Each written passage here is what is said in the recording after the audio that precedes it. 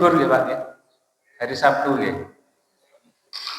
Sampai jam berapa ya ini? Kajiannya jam 12 ya? Baik, Bapak Ibu Allah, langsung saja untuk menyingkat waktu kita dengarkan tausiah dari beliau pada Kiai Haji Muhammad Sauki MZ. Falyatafadhal mashkura. Allahumma sholli ala sayyidina Muhammad.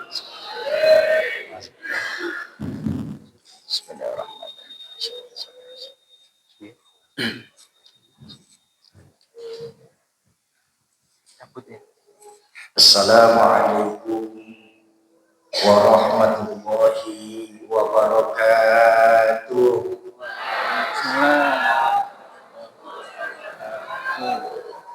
Alhamdulillahilladzi anzalal Qur'an hudan linnasi wa bayyinatin minal huda wal furqan.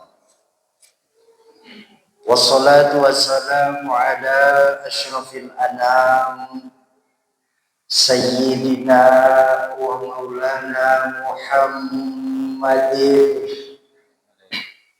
Sayyidina wa maulana Muhammadin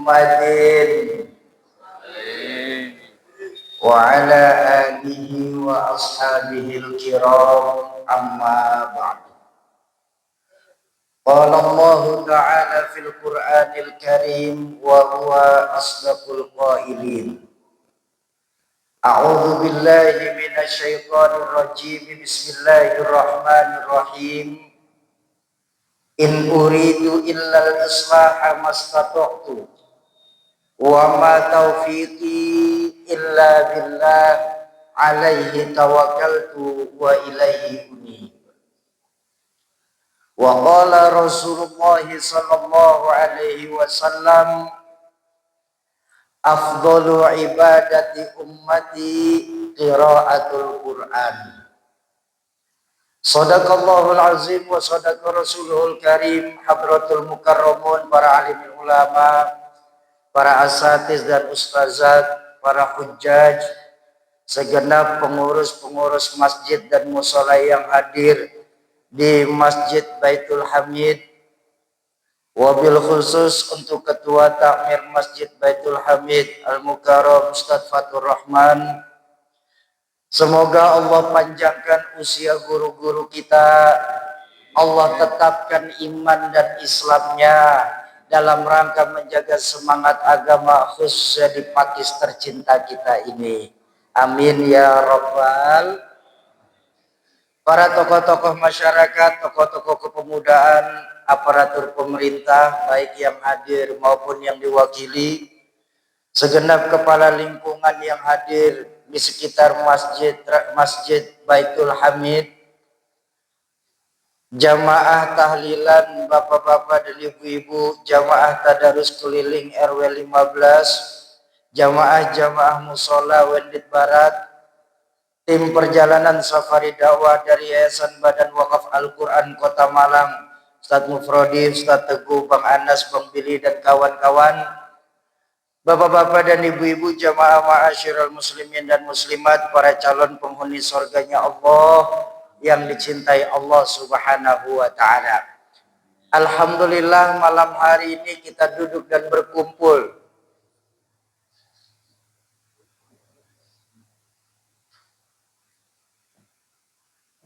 ya, udah dicabut, udah. Ini mic. Dalam rangka pengumpulan donatur wakaf Al-Quran skala nasional yang tujuannya adalah untuk menghidupkan kembali Al-Quran di tengah-tengah. Mic imam ya?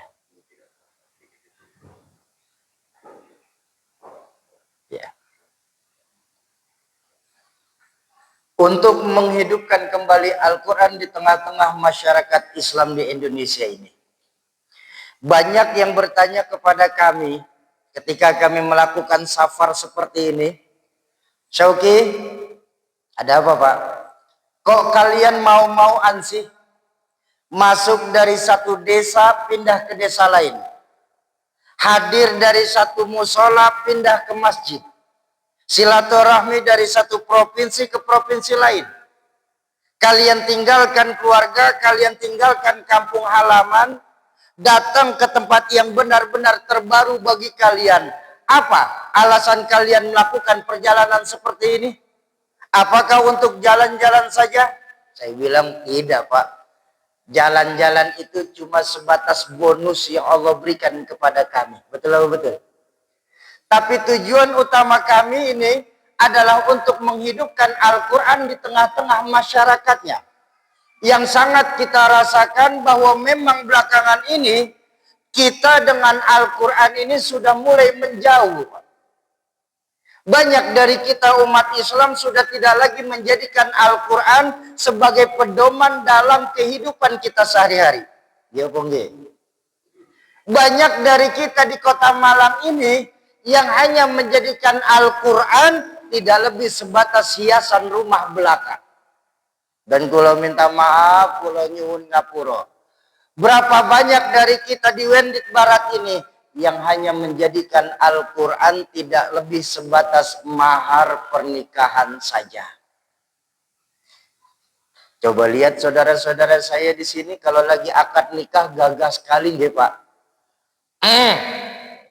Saya terima nikah dan kawinnya Fulanah binti Fulan dengan mahar seperangkat alat sholat ditambah Quran dibayar tunai. Sah.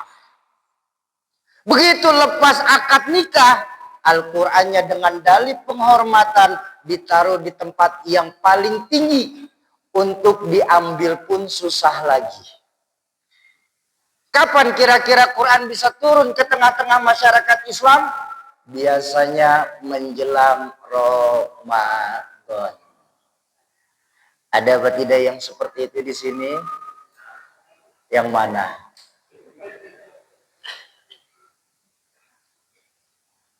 Padahal apapun yang kita cari untuk kehidupan kita semua tertulis dalam Al-Quran. Bahkan saya berani bilang begini, Pak. Maaf, saya minta maaf. Tidak ada satupun kitab suci di dunia ini yang katanya suci, yang berani menjelaskan proses terjadinya manusia, mulai dari alam roh, alam rahim, tentang pencarian dunia, sampai kondisi surga dan neraka, kecuali Al-Quran. Makanya, dengan rendah hati kami ingin malam hari ini mengajak jamaah Masjid Baitul Hamid ini mau ikut berpartisipasi dalam rangka menghidupkan kembali Al-Quran di tengah-tengah masyarakatnya. Insya Bapak Ibu jamaah ma'asyiral muslimin dan muslimat yang berbahagia, kami minta maaf sebentar lagi akan ada tim kami yang mengitarkan kotak infak.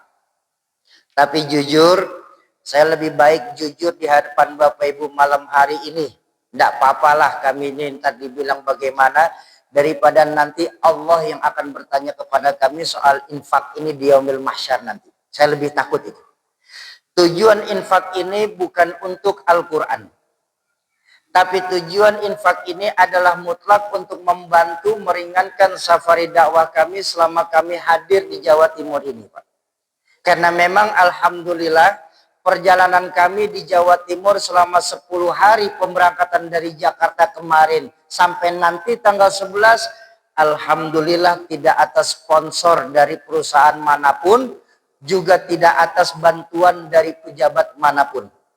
Sebab kami dari yayasan berprinsip, mudah-mudahan program ini harus benar-benar dari umat, maka insya Allah manfaatnya pun akan langsung kembali kepada umat itu sendiri. Bahkan saya minta maaf Ustaz Fatur, bahkan ke masjid-masjid lain pun kami tidak memberikan biaya apapun terkecuali siapkan saja jamaahnya. Nah makanya mengambil keberkahan untuk Al-Quran, untuk safari dakwah agama Allah, kami ingin mengajak Bapak Ibu kiranya sudi untuk menyisikan harta untuk membantu meringankan safari dakwah kami selama di Jawa Timur. Mau bantu meringankan safari dakwah agama Allah untuk Al-Quran? 15 orang Ustaz. Ini kan lebih 15 dikit. Mau membantu meringankan safari dakwah agama Allah untuk Al-Quran? Alhamdulillah. Bawa duit? Alhamdulillah. Pinten? Iya, terserah. Alhamdulillah sudah dibantu pun kami bersyukur kepada Allah. Yang bawa duit tolong siapin duitnya biar tidak lama. Yang nggak bawa duit pun juga tidak apa-apa, pinjam dulu sama sebelahnya. Nggak bercanda. Ayo sama-sama kita bersolawat tasghil. Semoga lewat keberkahan solawat tasghil malam ini Allah jauhkan kota Malang dari mara bahaya. Allah jauhkan orang-orang zalim di dalam kehidupan kita. Amin ya rabbal. Allahumma salli wa sallim wa barik alaih. Allahumma salli ala sayyidina wa ashghili zalimin bizat. Allahumma salli ala sayyidina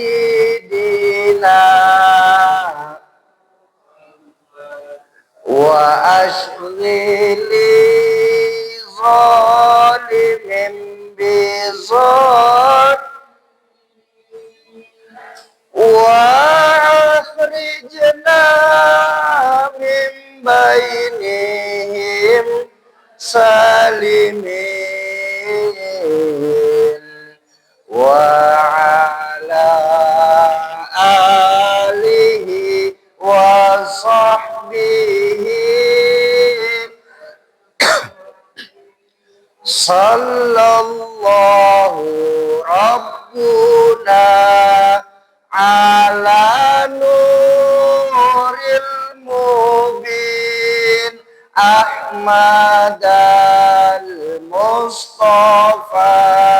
Sayyidil wa ala alihi wa sahbihi.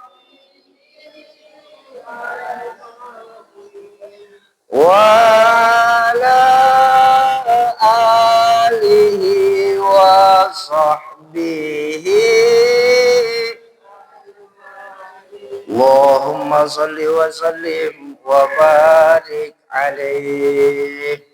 Bapak Ibu, semoga harta yang Bapak Ibu keluarkan secara tunai malam hari untuk membantu agama Allah dinilainya dilipat gandakan oleh Allah baik di dunia lebih-lebih di akhirat nanti.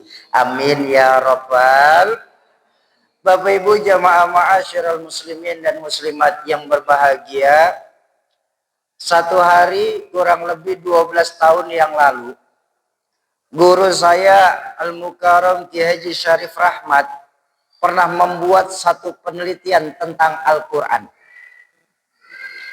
Beliau itu salah seorang pengajar di PT IKI Jakarta, Perguruan Tinggi Ilmu Quran.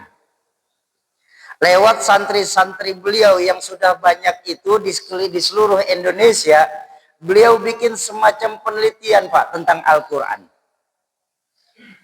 Tapi karena malu sendiri, akhirnya beliau nggak umumkan tentang penelitiannya. Kenapa? Sebab kata beliau, penelitian tentang Al-Quran dari 100% penduduk Islam di Indonesia ini yang beragama Islam, dari 100% ternyata tidak lebih sebatas 65% saja.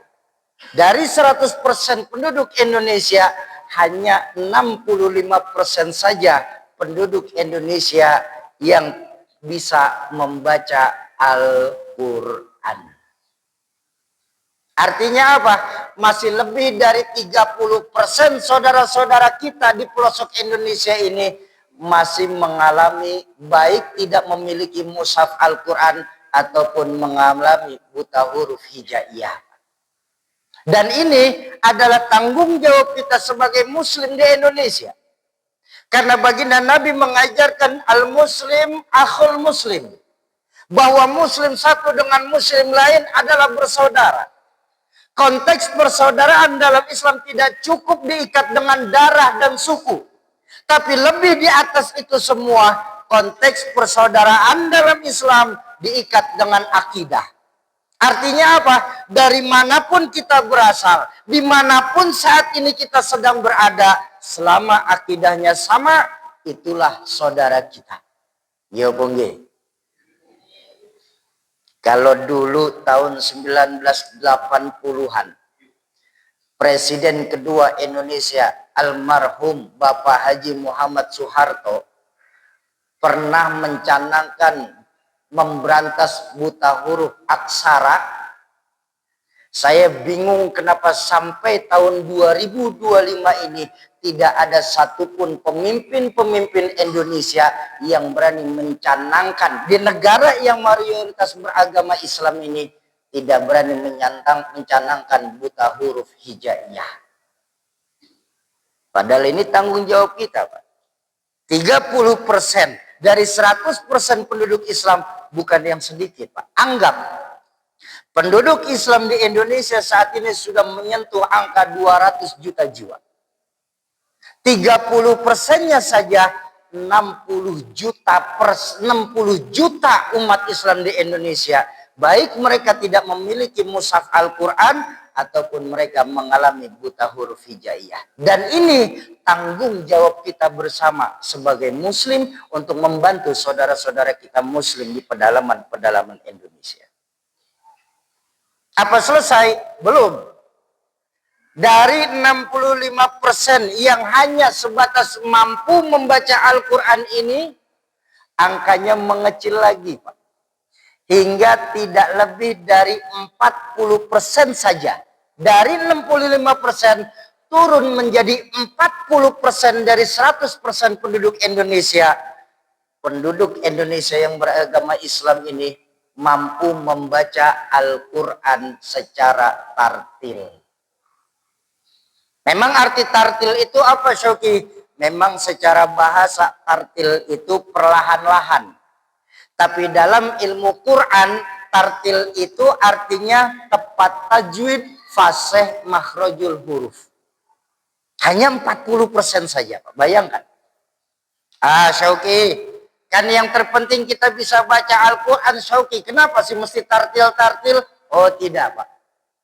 Diajarkan kita oleh baginda Nabi, khairun nas man ta'allamal Qur'an wa 'allamahu.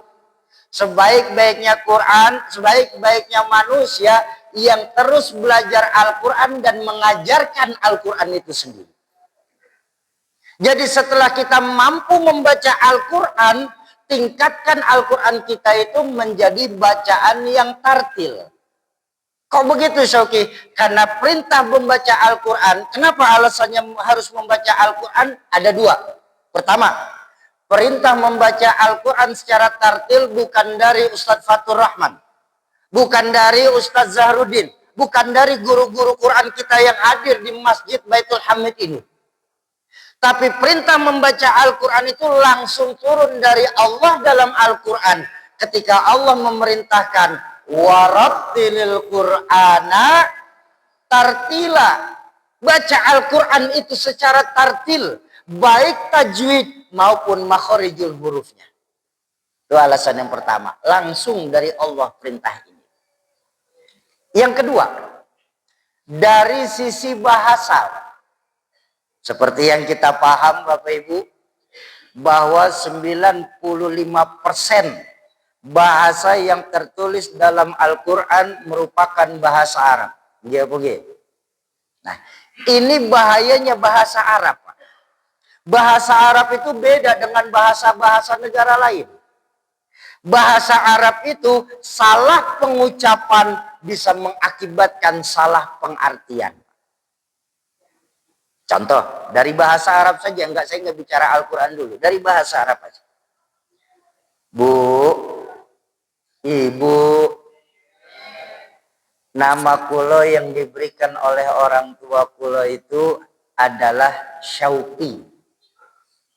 Terdiri dari huruf shin, waw, qaf, dan ya. Kalau orang tepat mengucapkan nama saya, syauqi, nama saya memiliki arti kerinduan.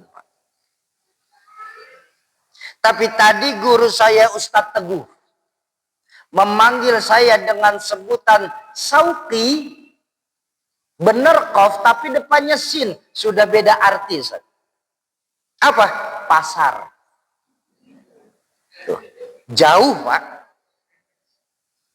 Pun ketika tadi orang tua saya Ustadz Fathur Rahman menyebut saya dengan nama Syauqi, bener shin tapi belakangnya kaf, sudah beda arti lagi. Apa? Duri. Tuh. Satu pengucapan, tapi karena salah pelafazan mengakibatkan salah pengartian. Itu bahayanya bahasa Arab. Atau yang sering nih, yang lazim kita masyarakat ahlu sunnah wal jamaah, ketika imam selesai sholat biasanya kan mengajak bersyahadah ya, betul ya Pak Bu? Kalimat asyhadu dengan asadu ataupun asyadu itu jauh berbeda, Pak. Kalau asyhadu terdiri dari alif, shin, ha, dal, ini tepat. Asyhadu artinya saya bersaksi. Tapi berapa banyak kita dalam mengucapkan syahadat kita entengin, kita ringankan bacaannya.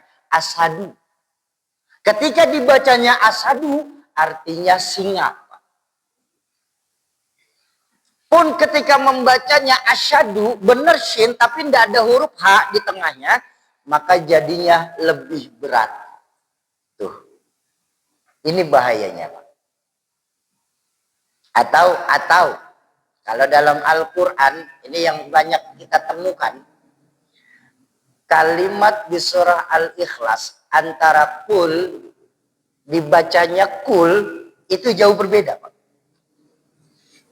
Kalau kul menggunakan qaf seperti yang tertulis dalam Al-Qur'an mempunyai arti katakanlah. Qul huwallahu ahad. Tapi kalau bacanya kita ringankan qul huwallahu ahad jadinya makanlah. Tuh. Ini bahayanya.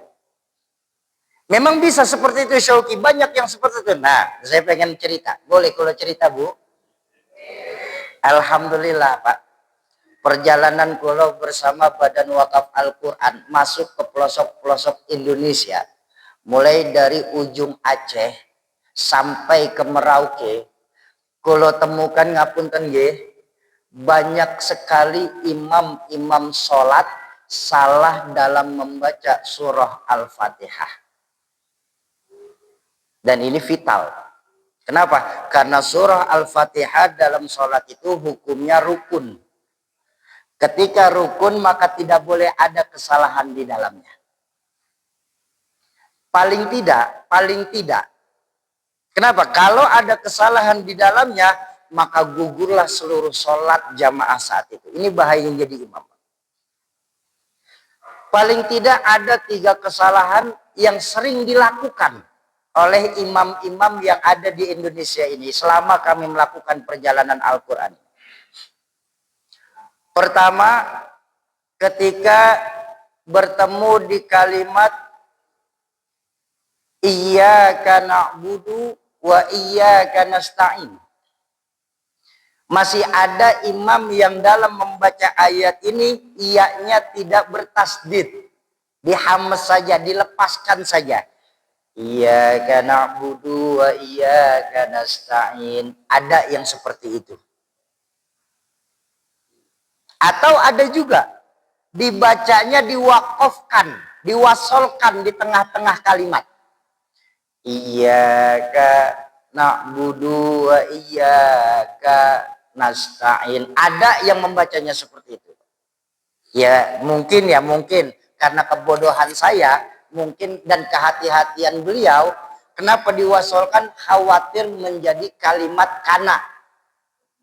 Makanya akhirnya diwasolkan saja supaya jelas antara kalimat satu dengan kalimat lain. Tapi maaf, sepengetahuan saya tidak ada tanda wakaf maupun wasol yang membolehkan berhenti pada saat kalimat tersebut. Itu yang pertama. Yang kedua, ketika imam membaca di kalimat an'amta alaihim, masih ada imam yang membacanya di hamzah semua, Pak. An'amta alaihim. Atau ada yang terbalik, ainnya yang di depan. An'amta alaihim. Bahkan sekali ketika di Kalimantan Barat, di daerah pasir air hitam, saya dengar imam membacanya itu am'amta alaihim. Ya mungkin di kita di Pakis nggak akan terjadi, amin. Di Malang nggak ada yang seperti itu, amin. Tapi saya minta maaf, Pak. Islam kita bukan cuma milik masyarakat Pakis. Islam kita bukan cuma milik masyarakat Jawa Timur saja. Islam kita mulai dari Sabang sampai Merauke. Itulah umat Islam kita, Pak. Saudara-saudara kita. Itu yang kedua. Yang ketiga. Ketika membaca di kalimat pada ayat waladhdallin. Masih banyak imam-imam di pelosok-pelosok Indonesia ini, Pak, membaca kalimat waladhdallin itu lam tasdidnya dinaikkan intonasinya. Waladhdallin. Masih ada yang seperti itu. Kalau yang ketiga saya mau ambil dari dua pendapat guru Quran saya. Pertama, dari guru Quran saya Ustadz Dayat di Jakarta.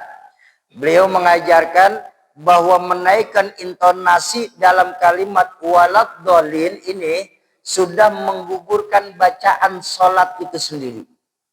Artinya ketika menggugurkan bacaan sholat maka wajib Fatihah itu diulang dari awal. Kok begitu?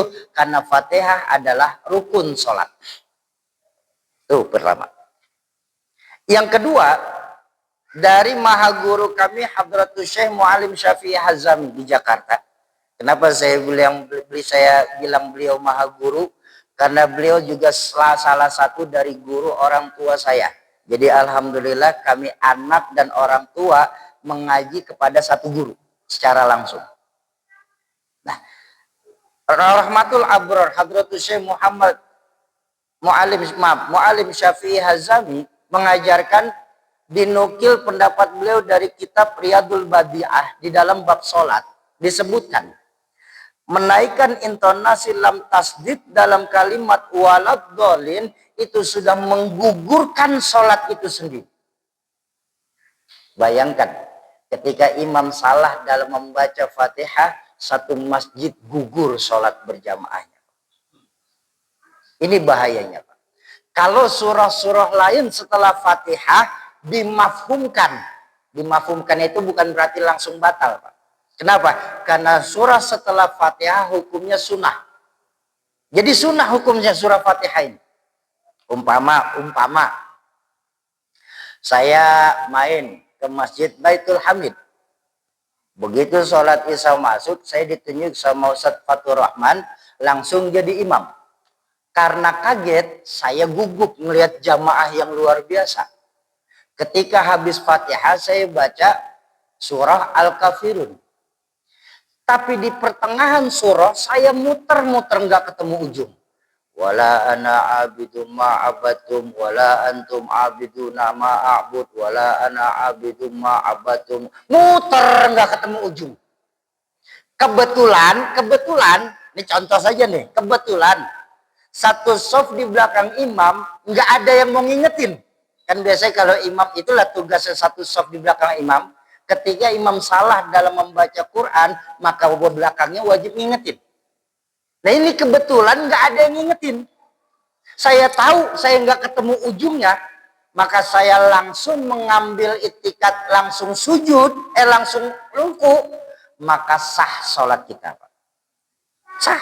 Jadi umpama kita nggak ketemu ujungnya, Pak, Lalu kita mau ambil, ganti saja surah lain. Nggak perlu, langsung ruku saja. Allahu Akbar, sah sholat kita. Kenapa? Karena hukumnya sunnah. Atau begini, contoh yang kedua. Umpama saya diangkat jadi imam rawatib di Masjid Baitul Hamid ini. Namanya imam rawatib, wajib untuk menjadi imam sholat 5 waktu. Iya apa enggak? Satu hari ketika pada saat azan, ada saudara saya dari Jakarta datang ketemu saya. Saya bilang sebentar lagi sudah mau saya ngimamin sholat dulu ya. Oh enggak, ini saya buru-buru. Oh ya sudah sebentar, saya ngimamin sholat. Karena waktunya darurat, maka sholat saya percepat. Habis Fatihah, saya bacanya Bismillahirrahmanirrahim. Yasin, Allahu Akbar, sah sholat kita. Sah. Kenapa? Walaupun cuma 1 ayat selama sempurna, hukumnya sah sholat itu. Tapi jatuh sholatnya makruh. Sholatnya sah, tapi hukumnya makruh, Pak. Kenapa? Makanya disebutkan daripada membaca 1 ayat panjang, lebih baik membaca 1 surah pendek saja. Itu dalam ajaran, dalam fikih. Ini kan masih banyak yang membaca saat sholat subuh ayat kursi.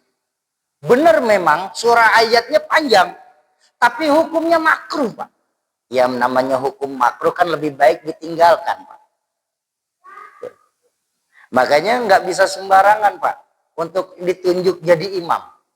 Ya, imam itu ketat karena memimpin sholat. Syauki, saya kan nggak pernah jadi imam, Syauki, jadi aman dong bacaan saya. Maaf, Pak, kalau Bapak saat nggak sholat di masjid, Bapak wajib menjadi imam atas anak dan istri di rumah. Kalau bacaan Fatihah Bapak salah, maka gugur sholat berjamaah di rumah. Kata ibu, saya aman, Soki. Saya kan gak jadi imam. Nanti dulu, Bu. Kalau suaminya berangkat ke masjid, maka ibu menjadi imam bagi anak-anak ibu dalam sholat berjamaah di rumah. Kalau ibu salah dalam membaca Fatihah, maka hukumnya pun jadi gugur sholat berjamaah di rumah. Kenapa? Karena surah Fatihah dalam sholat hukumnya wajib. Maka ayo perbaiki, baik tartil. Makanya nggak bisa sembarangan. Ini kan masih banyak masjid-masjid ini yang ngangkat imam itu berdasarkan kenalan dan umur. Sedangkan soal bacaannya nomor 17. Ini masih banyak seperti itu. Padahal fikih itu sangat ketat dalam memilih imam. Kenapa? Imam ini bakal jadi pemimpin. Kalau imam salah, maka makmum akan gugur dapat pahalanya. Mau tahu nggak syarat memilih imam dalam Islam? Mau tahu apa tidak? Syarat memilih imam dalam Islam, dalam fikih itu ada 4. Pak. Pertama, syarat memilih imam itu bukan cuma sebatas kenal. Pertama, a'lamuhum. Yang paling alim di antara kita, angkat dia jadi imam. Yang paling alim. Bukan yang paling tua, Pak. Tua juga kalau kejemur, kering juga, Pak. Ini kan enggak. Kita ini cuma berdasarkan sebatas yang penting banyak umur, yang penting lebih tua. Enggak. Justru yang nomor 1 dalam fikih itu syarat mencari imam yang paling alim, angkat dia jadi imam. Alim dalam apa, Syauki? Dalam 2 perkara. Baik bacaannya, baik hafalannya. Ya. Bacaannya, tajwid dan makhraj hurufnya tepat. Hafalannya ya minimal kalau nggak bisa 30 juz 30. Ya nggak apa-apa, Pak. Kenapa bisa kayak begitu? Karena nggak mungkin mengimamkan sholat maghrib kulhu, sholat isya kulhu lagi, sholat subuh kulhu lagi. Nanti jadi ingatan masyarakat, siapa yang jadi imam? Ustadz kulhu.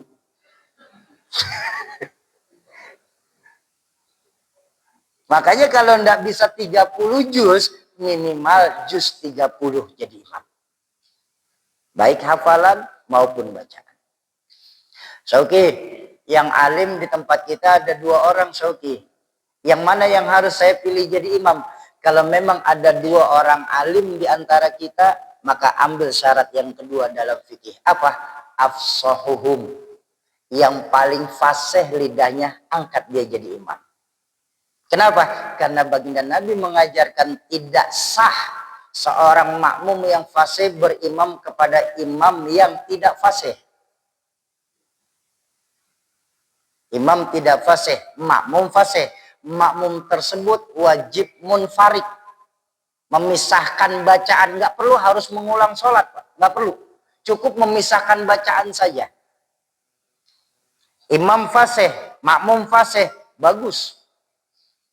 Imam fasih, makmum tidak fasih, tidak ada masalah. Karena makmum ngikutin imam, betul. Imam tidak fasih, makmum tidak fasih, sah sholatnya. Namanya kampung cadel. Udah susah diurusin kalau kayak gitu kan udah susah diurusin. Nah, Syauki, bagaimana kalau terdapat lughat di dalamnya, hukum lughat, Syauki? Kayak kita di Jawa nih, Pak.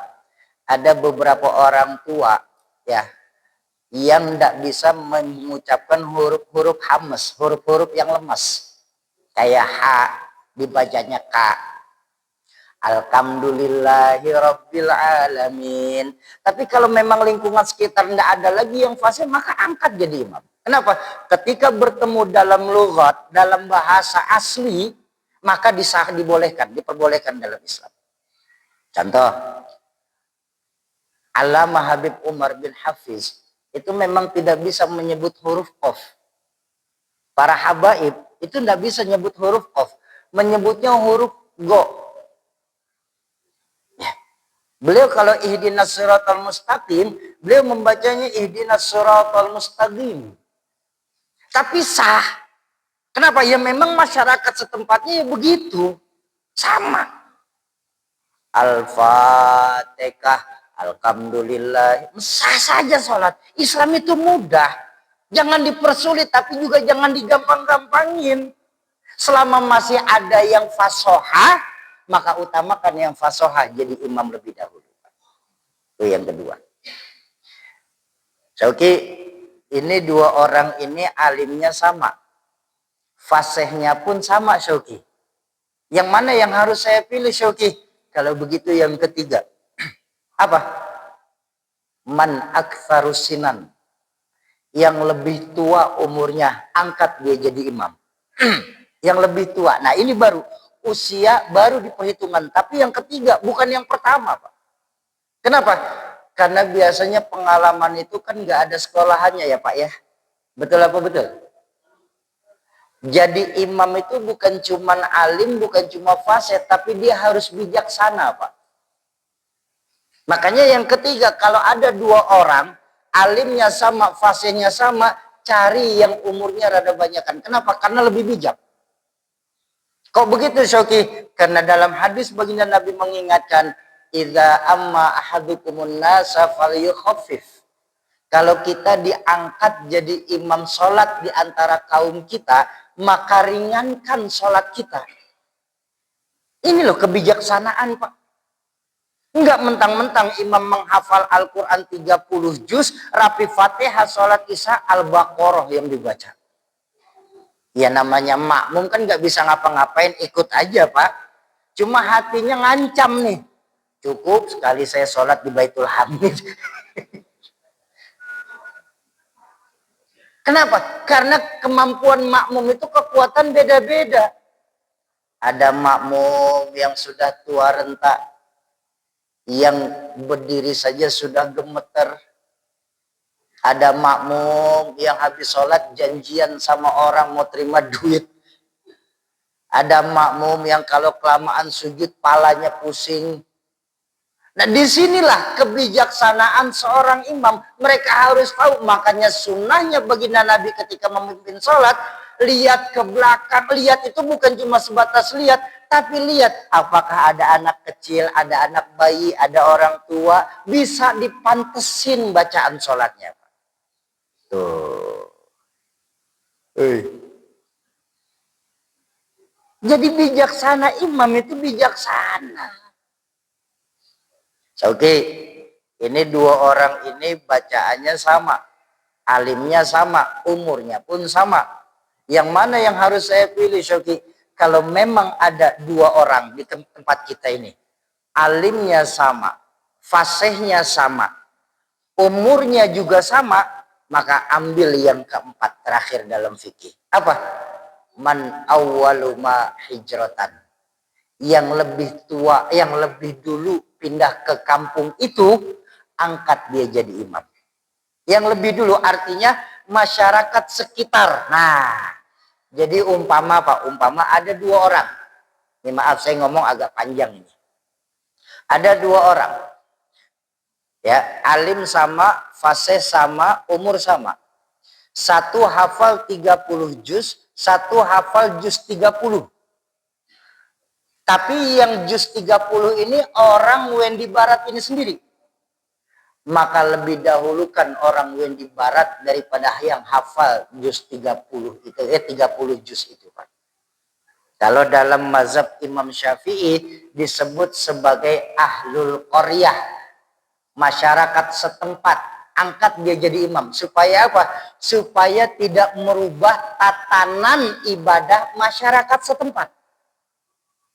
Ini kan banyak sekarang ini, Pak. Masjid-masjid lebih senang mengubah bacaan 30 juz. Enggak ketemu di tempat kita, kita panggil para penghafal Quran untuk jadi imam. Sedangkan amaliyahnya berbeda sedikit dengan kita. Dengan masyarakat setempat. Akhirnya yang terjadi, berapa banyak masjid kita sekarang yang biasanya kalau habis sholat zikir, berhenti dari zikir sekarang. Betul. Ini loh. Makanya selain kebijaksanaan, jangan sampai mengubah tatanan ibadah yang sudah ditanamkan oleh guru-guru kita dan orang tua kita. Itu loh fungsinya, Pak. Kenapa ngambil ahlul qaryah terlebih dahulu? Nah, jadinya Bapak Ibu, ayo kita tingkatkan lagi bacaan Quran kita. Setelah tahu 4 ini, maka berhati-hati. Mumpung saya bersyukur sekali. Ternyata di Masjid Baitul Hamid ini masih ada orang yang mau untuk menghidupkan kembali Al-Quran dalam kehidupannya. Alhamdulillah. Coba lihat sekarang. Kan prihatin Bapak Ibu sekalian. Prihatin kenapa? Cara pembelajaran Al-Quran saat ini sudah berbeda dengan cara orang tua kita mengajarkan Al-Quran kita dulu, Pak. Betul-betul. Tahadusan bini masanya. Saya cerita boleh, saya cerita. Boleh kalau cerita, Pak? Yeah. Yang pertama kali mengajarkan saya Al-Quran itu adalah saya punya ibu. Umi Haja Siti Khadilah binti Haji Ayub. 5 tahun silam beliau sudah meninggal dunia. Mudah-mudahan lewat keberkahan Al-Quran Allah ampuni segala dosa beliau. Dulu beliau ngajarin kami itu metodenya Baghdadi. Sekarang kan banyak metodenya Iqra ya. Sama kayak Iqra, Pak. Metode Baghdadi itu ada beberapa tingkatan. Kan Iqra juga ada Iqra 1, Iqra 2, sampai Iqra 6. Baghdadi pun sama. Tingkatan pertama dalam metode Baghdadi itu ketika belajar Quran, mengenal bunyi dan bentuk huruf hijaiyah. Alif, ba, ta, fa, jim, sampai huruf ya. Betul apa betul? Sudah huruf hijaiyah kenal, paham, ngerti bentuk dan bunyinya, naik lagi Pak. Apa? Imla. Mengeja huruf. Ini mulai huruf dikasih harokat. Alif fathah, a, alif kasroh, i, alif domah, u, a. Oh masih ingat ibu nih. Mim fathah, mata fathah, ma, mim domah, mu, matamu. Itu dulu tuh Pak. Saya ingat. Ngeja kalimat bismillah saja saya sama punya kakek. Ya. Al-Mukarram Bapak Haji Ayub. Itu ngeja huruf bismillah. Ba kasroh mim, ba kasroh bi sin mati mim kasroh mi bismi. Itu 2 minggu Pak. Ngeja kalimat bismillah saja. Kalau belum itu lancar, belum pindah kita. Sudah selesai mengeja, sudah aman, mulai kita tuh Pak, belajar Quran kecil. Kalau sekarang juz 30, dulu kan Quran kecil disebutnya ya. Masih ingat Pak? Dimulainya dari An-Nas menuju An-Naba. Kalau juz 30 kan dari An-Naba ke An-Nas. Nah itu mulai tuh. Sambil ketika belajar baca Quran kecil, belajar tajwid kita diajarin. Ke tingkatan ketiga, mempelajari tajwid. Sehingga kita tahu mana izhar, mana hukum idgham, mana hukum iqlab, mana hukum bila guna, maka mana hukum bi guna. Betul? Sudah selesai bacaan kita sudah sesuai dengan hukum tajwid, meningkat lagi Pak. Apa? Fasohah. Mengucapkan dengan detil bunyi dan bentuk huruf hijaiyah. Ba ya ba, dot ya dot, dal ya dal, ha ya ha. Dulu orang tua saya untuk belajar fasohah dibentuk kalimat. Umpama huruf ba. Maka kalimat yang terbentuk itu ba, bi, bu, bab, bu, ban, bani, babna, minal, mubni, mabiban, bani, ba. Tetap yang keluar itu ba. Karena ba itu beda dengan huruf B, Pak.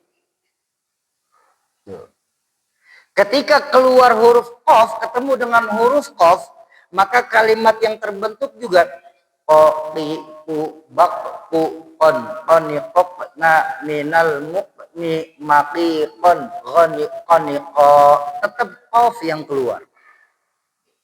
Ketika bertemu dengan huruf aghaid, maka ketika bertemu dengan ayat ihdinas siratal mustaqim, tetap qaf yang keluar. Ketika ogen, ya ogen yang keluar. Ghi, gu, bag, gu, gon, goni, gogna, minal, mugni, maghi, gon, goni, go.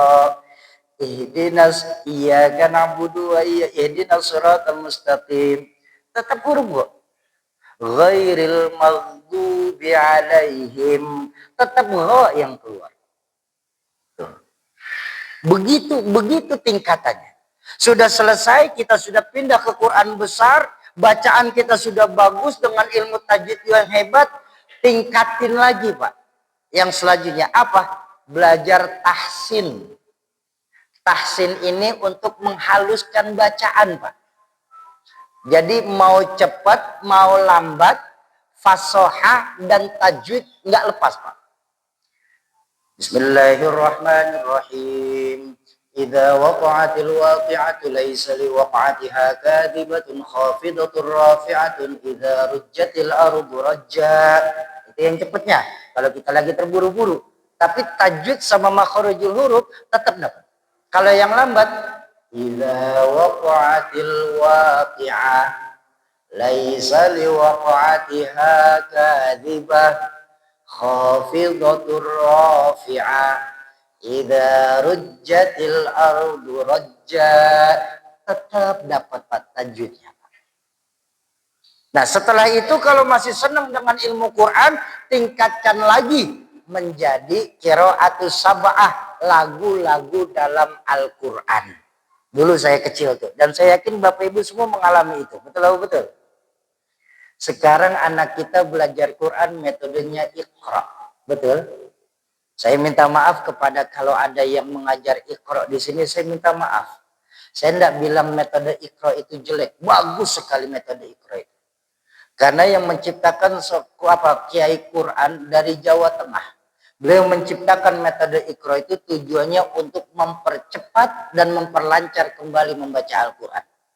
Tapi maaf, buat saya pribadi orang bodoh ini, mempercepat dan memperlancar bacaan Al-Quran metode Iqra untuk orang tua saya saja Pak, yang sudah 60 tahun ke atas boleh belajar Iqra. Kenapa? Karena memang sesuai tujuannya. Sudah lama tidak membaca Al-Quran, lidah jadi kaku. Maka ketemu Iqra mempercepat dan memperlancar lagi bacaan Al-Quran. Betul? Tapi bayangkan ketika adik-adik saya, anak-anak kita, cucu-cucu kita, Pak, belajar pertama Al-Quran metodenya Iqra, maaf, saya minta maaf. Sadar atau tidak sadar, dua huruf hijaiyah dalam Al-Quran sudah hilang dan tidak terbaca oleh anak-anak kita. Anak-anak kita udah tidak tahu lagi, Pak. Apa itu? Hamzah dan lam alif. Padahal itu huruf, Pak. Ketika bertemu Hamzah, apa yang dibaca? A. Padahal A itu dalam Iqra cuma alif saja. Di mana-mana, huruf alif yang dikasih harokat disebut mat asli. Mat asli itu cuma satu, Hamzah. Ketika bertemu dengan huruf alif nggak bisa dikasih harokat. Kenapa? Hukumnya mat asli.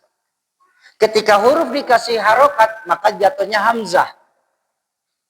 Anak-anak kita sekarang udah nggak tahu, Pak, kayak gitu. Ini kan prihatin. Makanya saya minta maaf. Baginda Nabi itu mengajarkan tidak akan ilmu itu diangkat secara langsung oleh Allah kecuali dimatikannya para ulama-ulama Quran itu sendiri. Itu yang kedua. Hanya 40% saja penduduk Islam di Indonesia ini yang mampu membaca Al-Quran secara tartil. Bapak Ibu jamaah ma'asyiral muslimin dan muslimat, para calon penghuni surganya Allah yang dicintai oleh Allah Subhanahu wa taala. Lalu dari 40% ini apa selesai, Syauki? Belum. Dari 40% ini Bapak Ibu sekalian, tersisa tidak lebih dari 25% saja. Ini lebih yang memprihatinkan. Dari 40% turun menjadi 25%. Mereka yang mampu membaca Al-Quran secara tartil turun lagi. Mampu mengambil hukum Quran sesuai dengan hukum-hukum. Mengambil ilmu Quran sesuai dengan ilmunya. Baik ilmu tafsir, ilmu hadis, maupun ilmu alat. Bapak Ibu yang pernah tinggal di pesantren, insya Allah masih ingat. Dalam ilmu alat sendiri masih terdiri dari beberapa cabang, antara lain nahwu, sorof, mantik, balaghah, bayan, dan lain-lain. Susah, Syauki, kamu ini ketinggalan zaman. Sekarang ini ada teknologi yang bernama internet. Ngapain kita harus belajar-belajar kayak begitu lama? Tinggal ambil saja. Nah, ini bedanya, Pak. Kenapa? Al-Quran itu bahan mentah. Kalau kita mencoba mengambil hukum Quran cuma berdasarkan ayatnya, cuma berdasarkan terjemahan, tidak pakai ilmu, maka percayalah kita akan tersesat. Contoh. Ada dalam Al-Quran Allah berfirman, ini yang mencontohkan. Mana mungkin, Syauki, Al-Quran bisa menyesatkan? Al-Quran itu kan kitab suci. Nah, makanya karena Quran kitab suci, maka Quran wajib kalau mau ambil hukum lewat ilmu, Pak. Bukan lewat internet. Contoh. Ada dalam Al-Quran Allah berfirman seperti ini, Pak. Bismillahirrahmanirrahim. Innal ladzina amanu wal ladzina hadu wan nasara was-sabiin man amana billahi wal yaumil akhir wa amila salihan falahum ajruhum inda rabbihim wala khaufun alaihim wala hum yahzanun. Kalau kita bicara dari arti saja, sesungguhnya orang-orang yang beriman, baik mereka dari golongan Yahudi, Nasrani, ataupun Sobiin, siapa saja di antara mereka yang beriman kepada Allah dan hari akhir, siapapun di antara mereka yang beriman kepada Allah dan hari akhir, kalau mereka melakukan kebaikan, Allah akan berikan pahala atas mereka. Sehingga mereka tidak ada rasa takut dan mereka juga tidak bersedih hati. Ini secara terjemahan. Tapi mau mengambil hukum lewat terjemahan, Pak, ayat ini, tidak pakai ilmu, maka percayalah kita akan terjebak dalam membenarkan semua agama. Kok begitu, Syauki? Karena di ayat ini jelas nggak perlu jadi orang Islam, Pak, untuk dapat pahala dari Allah. Betul. Syaratnya yang penting beriman kepada Allah dan hari akhir. Apapun agamanya, selama dia percaya kepada Allah dan hari akhir, kalau melakukan kebaikan Allah kasih pahala, Pak. Itu bahayanya. Padahal dalam ayat lain Allah mengingatkan apa? Wa may yabtaghi ghairal islami dinan fala yuqbala minhu wa huwa fil akhirati minal khasirin. Barang siapa yang mencari agama selain Islam, sungguh mereka akan tertolak semua amaliah-amaliyahnya dan di akhirat nanti mereka termasuk golongan orang yang merugi. Ayo kita lihat. Bicara ilmu sekarang. Bagaimana mungkin bisa dari sebuah kitab yang kita yakini kesuciannya antara satu surah dengan surah lain ini bertolak belakang, Pak. Itu bukan kitab suci, Pak. Betul apa betul? Enggak ada yang namanya kitab suci antara satu ayat dengan ayat lain itu bertolak belakang. Lalu bagaimana cara ngambil hukumnya, Syauki? Bicara mudah saja. Ada hukum nasakh dan mansuh. Ini yang paling mudah saja saya kasih. Ayat innal ladzina amanu, ini ayat yang diceritakan Allah kepada Nabi kondisi sebelum baginda Nabi hadir di dunia ini. Karena semua saat itu agama ajarannya cuma satu, apa? Tauhid. Di mana tauhid itu ya percaya kepada Allah, sudah selesai. Nabi Adam ketika diturunkan ke dunia mempunyai anak, anaknya diajarin tauhid. Betul. Diteruskan oleh anaknya Nabi Adam, Nabi Allah Sis alaihi salam. Maka yang diajarkan pun tauhid. Bahkan sampai Nabi Muhammad itu ajarannya tetap tauhid, Pak, nggak berubah. Cuma yang bikin berubah sekarang, maaf, setiap nabi baru diutus, maka dengan otomatis menghapus agama sebelumnya, Pak. Nabi Adam ketika hidup bawa agama Nabi Adam. Tapi ketika Nabi Adam meninggal diutus Nabi Sis, maka agama Nabi Adam sudah tidak berlaku. Yang berlaku adalah agama Nabi Sis. Nabi Sis meninggal sampai diteruskan oleh Nabiullah Nuh alaihi salam. Maka ketika Nabiullah Nuh diangkat jadi nabi, maka dengan sendirinya ajaran Nabiullah Sis hilang.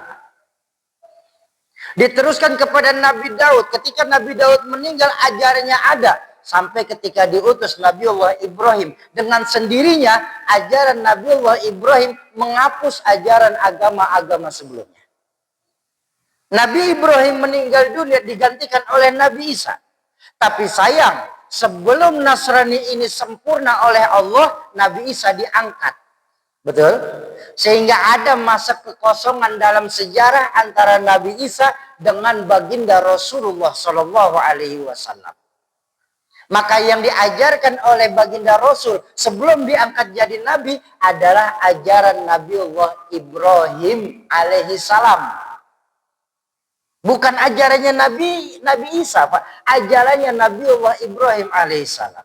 Sampai ketika turun ayat dalam wahyu terakhir yang diturunkan saat Haji Wada. Ini pemutusan agama-agama sebelum Islam. Apa? Al-yawma akmaltu lakum dinakum wa atmamtu alaikum ni'mati wa raditu lakumul islam dinan.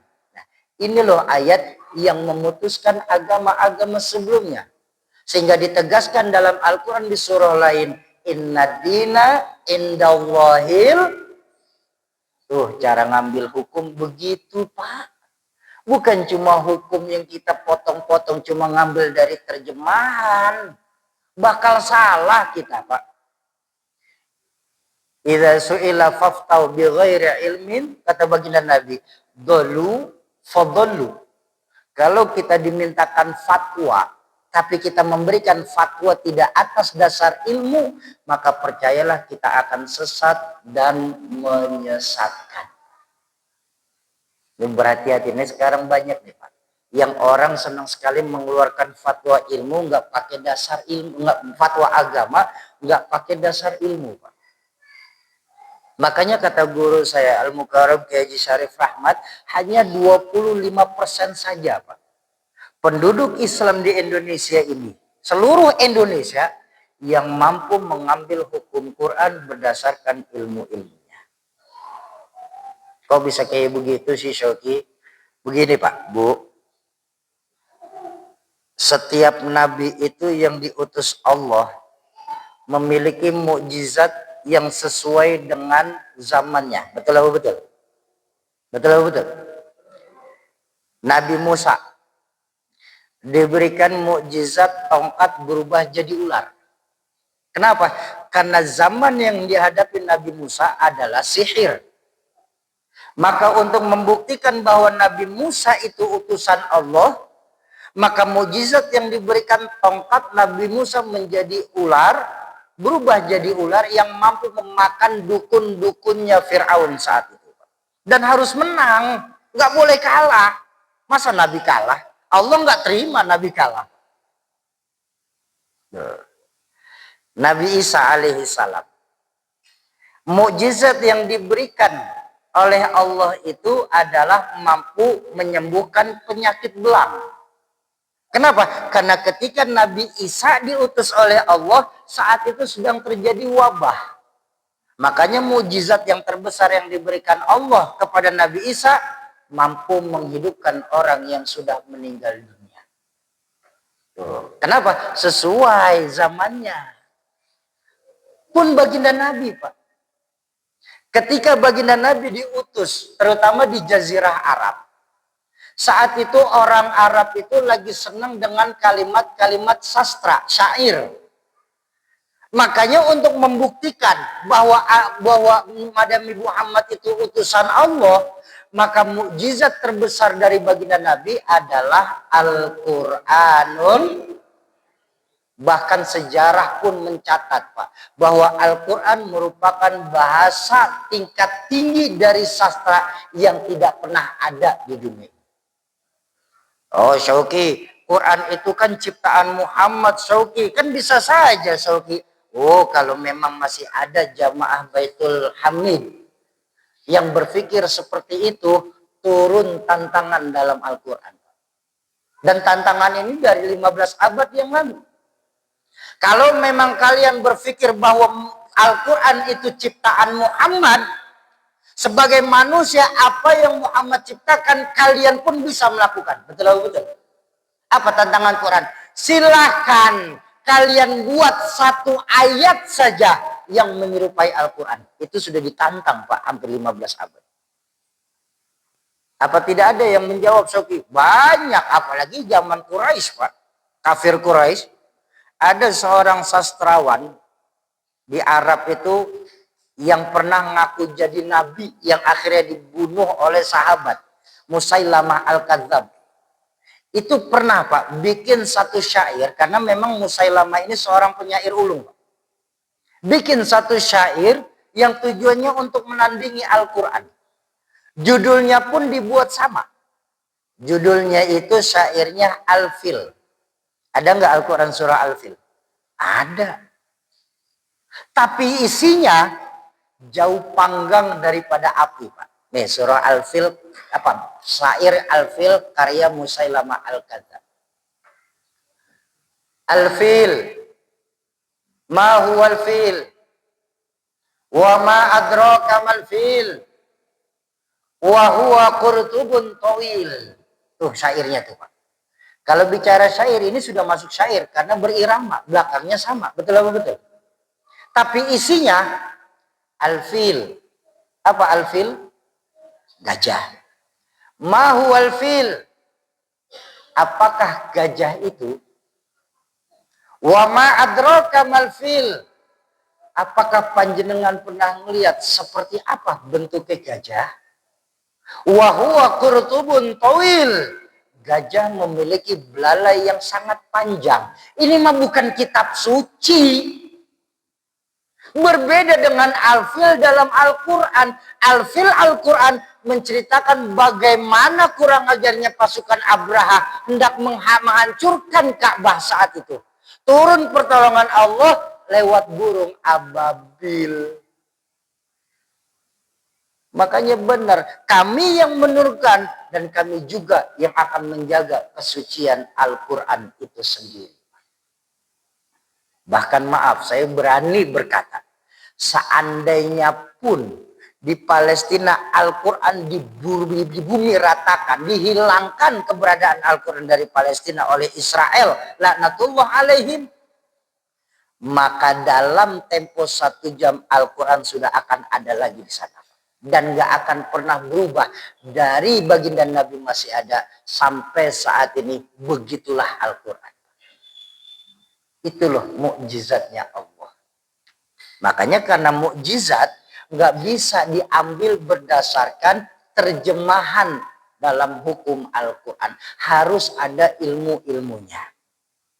Nah, yang memprihatinkan kata guru saya, dari 25% ini, baik mereka bisa baca Quran, lalu mereka mampu membaca Al-Quran secara tartil, lalu mereka alim dalam ilmu-ilmu Al-Qurannya, yang keempat, kata guru saya, tersisa hingga tidak lebih hanya 3% saja penduduk Islam di Indonesia ini yang mau dan mampu menjalankan apa yang diperintahkan Al-Quran kepada kita. Tanyalah diri kita masing-masing. Al-Quran memerintahkan kita pergi ke barat, yang ada kita malah jalan ke timur. Al-Quran memerintahkan kita untuk wa aqimus shalah, malah yang ada sholat kita entar-entarkan. Al-Quran mengajarkan kita bagaimana untuk bersedekah, yang ada malah kita untuk menahan harta, seolah-olah bersedekah merupakan kerugian terbesar untuk kita. Ini yang terjadi dalam kehidupan kita. Nah, makanya Bapak Ibu mengambil keberkahan Al-Quran ini. Malam ini kami dari Yayasan Badan Wakaf Al-Quran ingin mengajak Bapak Ibu jamaah Masjid Baitul Hamid mau lagi ikut berpartisipasi. Ayo jadikan diri kita masing-masing malam hari ini minimal seperti apa yang diajarkan baginda Nabi. Iqra'ul Quran fa innahu ya'ti yaumal qiyamah syafi'an li ashabi. Baca itu Al-Quran. Karena sungguh Al-Quran yang kita baca itu nanti akan datang memberikan pertolongan kepada para sahabat-sahabat Al-Quran. Ada yang tanya sama saya, Syauki, memang sahabat Al-Quran siapa saja, Syauki? Yang saya belajar dari guru saya, Rahmatul Abror Hadratul Syekh Nur Muhammad Iskandar SQ, sahabat Al-Quran itu 3. Makanya jangan putus asa, Pak. Pertama, sahabat Al-Quran, man hifzul Quran. Mereka yang mampu menghafal dan menjaga hafalan Al-Quran sampai nanti mereka meninggal dunia. Itulah sahabat Al-Quran. Maka bersyukurlah Bapak Ibu yang dalam rumah tangga sudah mempunyai keturunan yang mampu menghafal Al-Quran. Kenapa? Karena orang yang mampu menghafal Al-Quran sudah tidak lagi menjadi keluarga Allah. Mereka sudah tidak lagi menjadi keluarga manusia. Mereka sudah menjadi keluarga Allah. Ketika mereka sudah menjadi keluarga Allah, para penghafal Quran, maka mereka diberikan keistimewaan nanti di yaumil mahsyar, memberikan pertolongan kepada 6 generasi dari dirinya. 6 generasi itu 3 ke atas dari dirinya, 3 ke bawah dari dirinya. 3 ke atas itu bapaknya, kakeknya, uyutnya. 3 ke bawah itu anaknya, cucunya, cicitnya. Maka bersyukurlah Bapak Ibu yang sudah mempunyai anak yang mampu menghafal Al-Quran. Cuma saya minta maaf, kalau memang ada di keluarga Bapak Ibu yang sudah bisa menghafal Al-Quran, jangan pernah tinggalkan Al-Quran di tengah-tengah kita. Kok begitu, Syauki? Karena hafalan Al-Quran itu jauh lebih cepat hilangnya daripada motor yang terparkir dengan kunci yang nempel pada motor itu sendiri. Kalau Imam Syafi'i mengajarkan hafalan Al-Quran jauh lebih cepat hilangnya daripada kuda yang sedang tertambat dalam ikatannya. Kalau saya lebih ini lagi, Al-Quran hafalannya bisa hilang lebih cepat dari motor yang terparkir yang nempel kuncinya. Kalau nempel kunci kan berarti nggak bersusah payah lagi tuh Pak. Langsung starter saja bisa. Itu jauh lebih cepat dari itu. Oke, apa Pak? Alhamdulillah di keluarga kami ini belum ada yang mampu membaca Al-Quran. Mudah-mudahan nanti anak cucu saya mampu menghafal Al-Quran. Amin. Apa kami masih berhak menjadi sahabat Al-Quran, Syauki? Tentu. Karena yang kedua sahabat Al-Quran adalah mankuri Al-Quran. Mereka yang gemar membaca Al-Quran. Memang ciri-ciri orang yang gemar membaca Al-Quran apa, Syauki? Disebutkan dalam hadis, barang siapa yang membaca 100 ayat dalam Al-Quran setiap harinya, setiap hari minimal 100 ayat saja dalam Al-Quran, maka kata baginda Nabi diberikan 2 keistimewaan kepada mereka yang mampu membaca Al-Quran 100 ayat minimal. Apa? Pertama, doa para pembaca Al-Quran tidak akan pernah tertolak dari sisi Allah. Yang kedua, mereka yang mampu membaca minimal 100 ayat sudah menggugurkan haknya Al-Quran dalam kehidupan kita. Tuh, makanya luar biasa Al-Quran. Tadi kan hadisnya saya sebut. Afdalu ibadati ummati qiraatul Quran. Sebaik-baiknya ibadah yang dilakukan oleh umatku setelah sholat. Karena sholat ini luar biasa, Pak. Sholat ini bentuk penghambaan kita kepada Allah. Betul-betul. Tapi setelah sholat, yang paling afdal itu bukan pergi haji. Bukan sedekah. Bukan membantu saudara. Tapi yang afdal dalam kehidupan kita adalah membaca Al-Quran. Syauki, saya alhamdulillah baca Al-Quran sih Syauki. Tapi cuma malam Jumat saja. Itu pun Yasin lagi Syauki. Kira-kira saya masih berhak enggak menjadi sahabat Al-Quran? Oh tentu. Karena yang ketiga dari sahabat Al-Quran nanti siapa? Man uhiyal Quran. Mereka yang mau menghidupkan kembali Al-Quran di tengah-tengah masyarakatnya. Nah makanya atas dasar itu Bapak Ibu, malam ini ayo jadikan diri kita masing-masing minimal saja sebagai penghidup Al-Quran di tengah-tengah masyarakatnya. Bapak Ibu jamaah ma'asyiral muslimin dan muslimat yang berbahagia, nah makanya malam hari ini kami ingin mengajak Bapak Ibu mau ikut berpartisipasi untuk menghidupkan Al-Quran dengan cara berwakaf Al-Quran. Insya Syauki, saya juga mau ikut sebenarnya Syauki. Alhamdulillah. Cuma ada sedikit masalah Syauki. Apa? Saya nggak punya duit Syauki untuk ikut wakaf. Oh, kirain apa masalahnya? Cuma nggak punya duit saja kan? Jangan khawatir. Jangan gara-gara dalih nggak punya duit, kita nggak mau ambil asar dari Al-Quran itu sendiri. Ya kalau nggak punya duit, bagaimana kami bisa ikut bantu Syauki? Baik, ada 2 alasannya Bapak Ibu sekalian yang berbahagia. Kenapa saya bilang jangan jadikan duit sebagai alasan utama kita nggak mau ikut berwakaf. Pertama, yang nggak punya duit itu kita. Tapi Allah Tuhan kita maha pemberi rezeki. Jawab enggak. Memangnya apa sih Pak yang kita punya di dunia ini Pak? Kita lahir dalam keadaan telanjang, mati pun masuk ke dalam kubur nanti cuma bermodalkan 3 helai kain kafan laki-laki, 6 helai kain kafan perempuan. Apa yang mau kita banggakan? Jangan pernah takut Pak. Memang yang nggak punya duit kita, Allah maha pemberi rezeki. Itu yang pertama. Yang kedua, malam hari ini kami nggak minta secara tunai kepada Bapak Ibu. Tapi kalaupun ada yang bisa tunai, kami berucap kepada Allah alhamdulillahirrabbilalamin. Tapi kalau belum bisa tunai, masih mau ikut menghidupkan Al-Quran di sisa kehidupan kita di dunia ini Pak.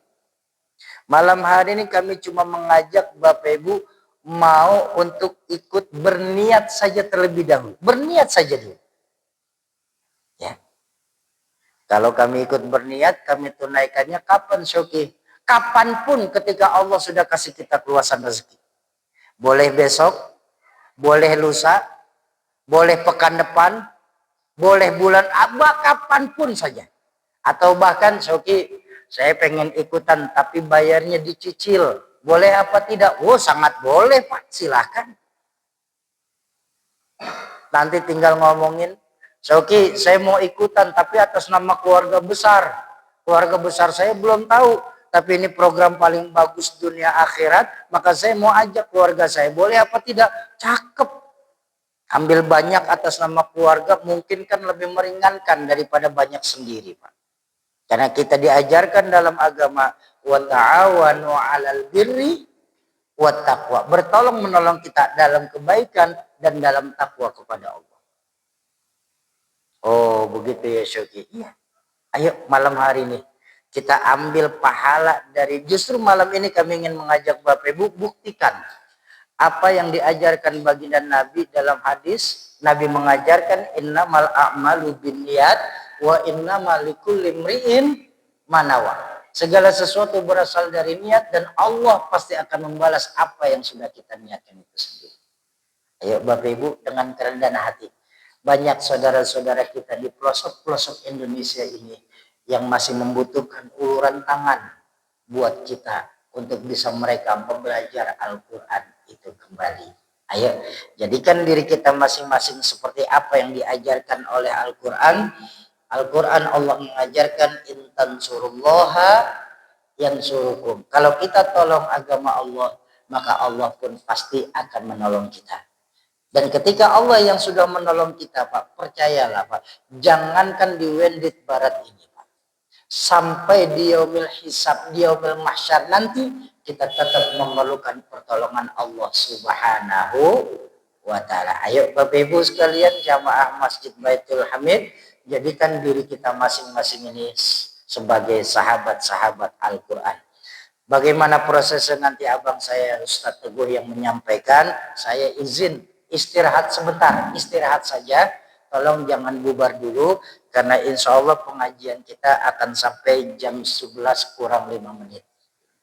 Oh enggak bercanda. Proses ini insya Allah 10-15 menit selesai. Maksud saya begini, ada dua hal. Pertama, program kita program wakaf. Maka nanti di akhir acara kita akan melakukan akad wakaf secara jamaah.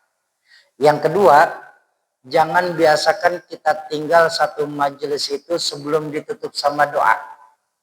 Kenapa begitu Syuki? Karena keberkahan satu masjid itu bukan saat penceramahnya bicara. Tapi keberkahan satu majelis itu ada saat pembacaan doa bersama. Disitulah Allah turunkan rahmah buat kita. Ayo Bapak Ibu sekali lagi dengan kerendahan hati, jadikan diri kita masing-masing pada malam hari ini sebagai sahabat-sahabat Al-Quran. Silakan.